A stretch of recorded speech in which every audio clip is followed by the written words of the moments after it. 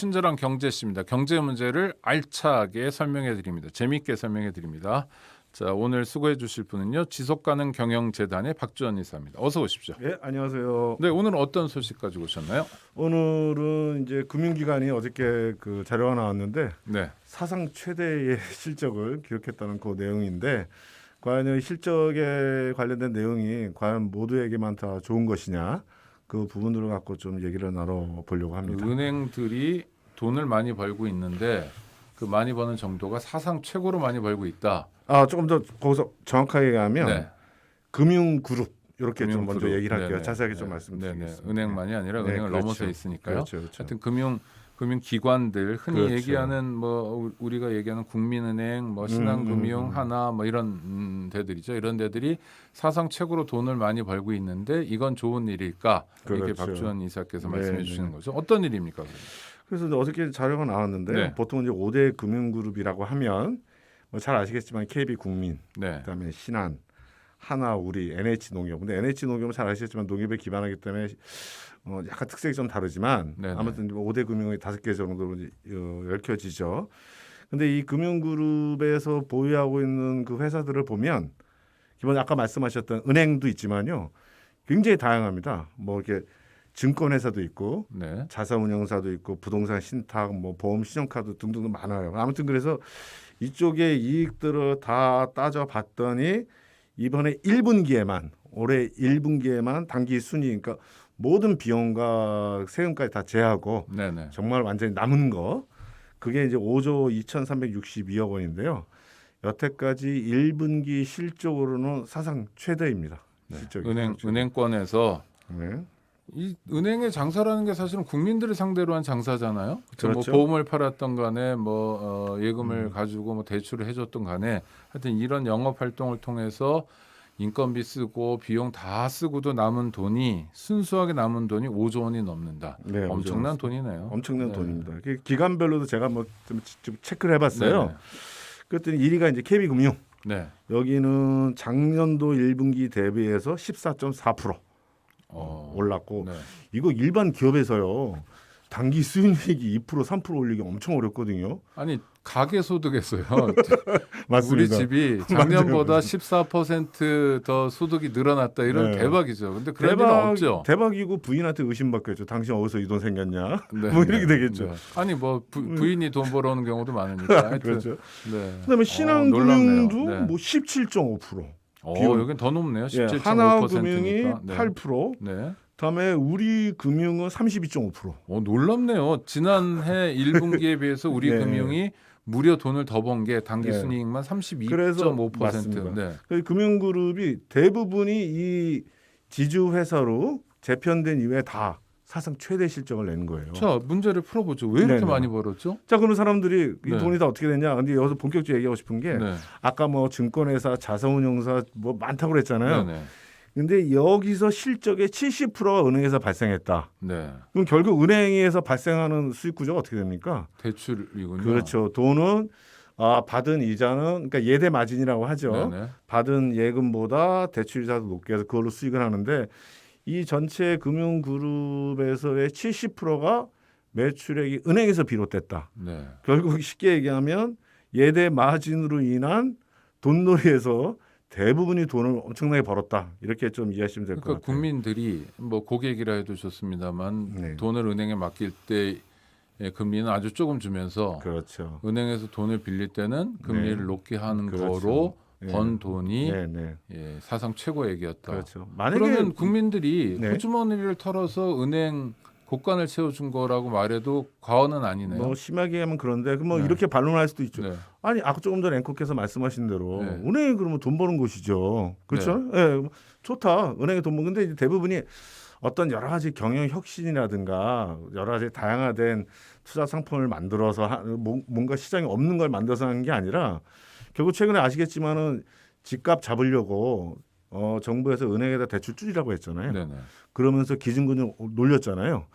그러니까 오히려 예대 마진율이 높아져 버린 거예요. 그러니까 보통 한 1.86%라고 보통 하거든요. 네, 시중 은행 기준으로. 그렇게 되면 정부에서 집값이나 여러 가지 부분을 부채가 많아지고 걱정을 해서 돈은 줄이고 푸는 걸 줄이고 금리를 높인 게 결국은 완전히 덕을 본 거죠. 금융그룹이. 그래갖고. 또 하나 은행에 대한 불만이 네. 뭐 젊은 분들은 스마트폰을 통해서 금융 거래를 활발하게 하시는 분들도 있지만 네네. 은행 지점을 이용해 하셔야 거래를 할 수 있는 분들도 사실 적지 않게 있어요. 맞습니다. 특히 연세 드신 분들. 예. 근데 비용을 절감한다는 차원에서 시내에 있는 지점 점포를 굉장히 많이 없애고 있는 중인데 네. 그런데 돈은 엄청 챙겼군요. 그거 말씀하시니까 네. 자연스럽게 말씀드리면 제가 이제 개인적으로 보면은 아까 좀 말씀하신 대로 네. 뭔가 돈이 안 되는 지점들, 그러니까 일반 개미들이 많이 보는 지점들은 줄이거나 통폐합을 하고 네. 무인기를 놓고 그다음에 기업 금융, 기업한테 중소기업 중심으로 대출을 쓰는 지점들은 늘리는 거죠.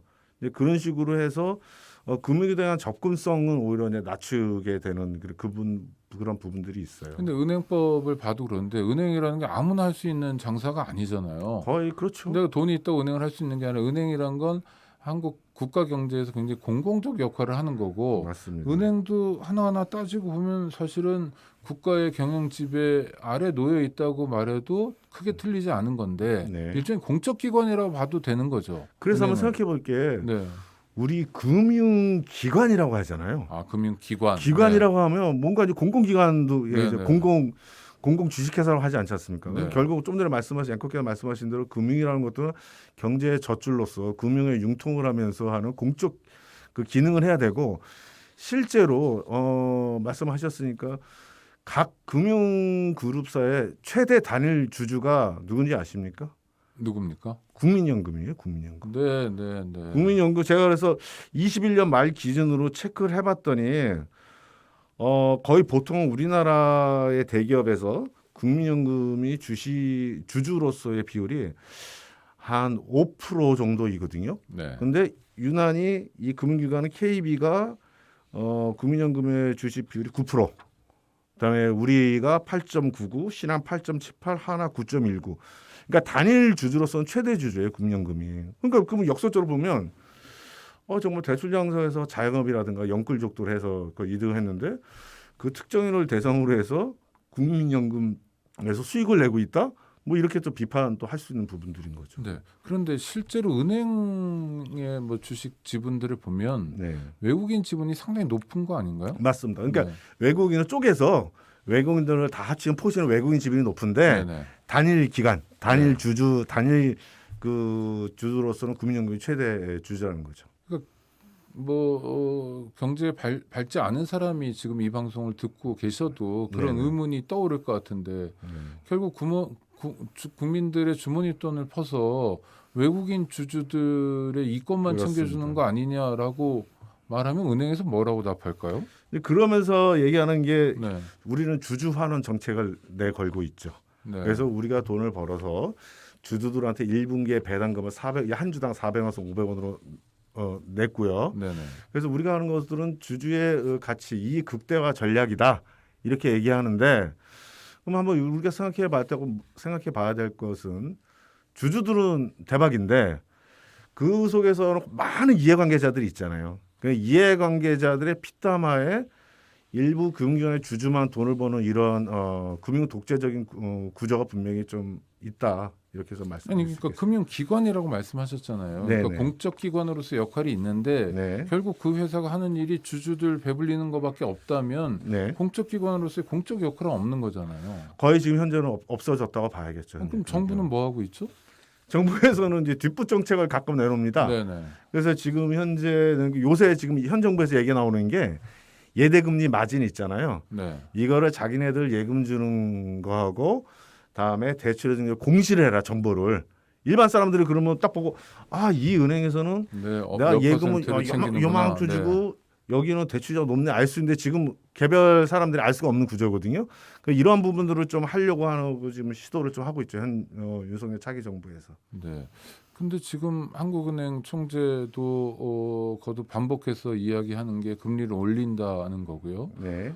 그래서 뭐 은행에서 돈을 많이 빌린 사람들 같은 경우에 굉장히 부담도 커질 것 같은데 하여튼 금리 인상이 우리 이 서민들의 경제, 서민들의 삶에 미치는 영향도 클 거고 네. 이때 일종의 탄력 작용 같은 거를 좀 금융권이 해줘야 되는데 네. 그런 공적 역할 또 뭐 부동산 안정이라든지 이런 면에서의 역할은 별로 없는 건가요? 그냥 장사만 하는 건가요? 지금 약간 미스매칭되는 측면이 있는데 네네. 한번 우리 옛날에 그 IMF 때 생각하시면 네. 우리 앵커께서 기억나시겠죠? 옛날에 뭐 신탁은행, 산업은행 다 있었잖아요. 서울 신탁은행, 예, 옛날에 관치금융이라고 그랬잖아요. 네. 그 은행들이 거의 대부분이 다 그 정부 또는 정부의 공공기관에 주식을 사는 공공기관적 성격이었는데 IMF를 겪으면서 이게 주식회사로 이제 바뀌었단 말이에요. 네. 그 여전히 사람들은 금융 기업을 공공적인 금융기관으로 인식을 하지만 실제적으로 그 금융기관의 주식이라든가 아까 말씀한 외국인 지분 높아지고 그래서 정부에서 이쪽에다 강하게 어떻게 하라고 얘기할 수가 없는 부분이 있어요. 그렇게 되면 이제 외국인 주주의 반발이 일어나고 여러 소송전이 있기 때문에 그러니까 항상 뒤에 문제가 생기면 거기에 따라서 이제 권고라든가 적용하는 이런 뒷북 정책이 좀 그 정도 수준에서 되고 있는 좀 안타까운 뭐 상황인 것이죠. 청취자 질문도 있는데요. 그러니까 네. 앞으로 이제 금리 인상이 있고 그러면 부동산 가격이 급락하지 않을 거냐 떨어지게 되면 네. 은행의 대손 충당금이 현재 0.4% 정도 무척 부족한 수준 아니냐. 네, 네. 그러니까 뭐 주주들에게 배당해 주는 것도 주주의 이익이라는 측면에서 되게 하겠지만 네. 대손 충당금을 먼저 쌓아놔야 되는 거 아니냐 뭐 이런 질문도 있는데. 네, 맞습니다. 네. 예, 그 일각에서 우려하는 부분이 바로 그런 건데요. 네. 이게 보통 이 대손 충당이라고 하면은 이제 문제되는 그 부실 채권 우리가 돈을 빌려줬는데 소상공인이나 자영업자 일반 아파트 이제 빚내서 사신 분들 네. 이게 이제 못 받을 경우에는 그 은행에 타격을 받을 거 아니에요. 그렇죠. 그 미리 이제 쟁겨드는 거죠 보험적인 네. 성격으로. 근데 그게 이제 비율이 이게 조금 좀 낮다 전체적으로. 근데 그 금융당국에서는 지금 현재는 안정적이라고 이렇게 얘기는 하고 있어요. 그런데 이게 지금 현재 우리 소상공인 자영업자의 그 부채 규모가 거의 900조에 1000조 정도라고 지금 파악이 되고 있거든요. 네. 또 나머지 가계대출까지 하면 여기에 돈을 빌려서 지금은 아주 돈 많이 벌었다고 이렇게 지금 호합한 파티를 벌이고 있지만 지금 현재 어떻게 부실 정도의 규모이거나 그 사람들이 갚지 못했을 때 금융기관에 어떠한 문제가 생길지에 대해서는 지금 예측이 안 되고 있는 상황인 거죠. 그러려면 결국 대손충당금을 높여야 되는데 실제 미국의 금융기관들은 굉장히 실적을 얻었음에도 불구하고 이 부분들을 많이 높여서 대비를 하고 있다. 네네. 이렇게 말씀드리겠습니다. 박주원 지속가능 경영재단 이사님 감사합니다.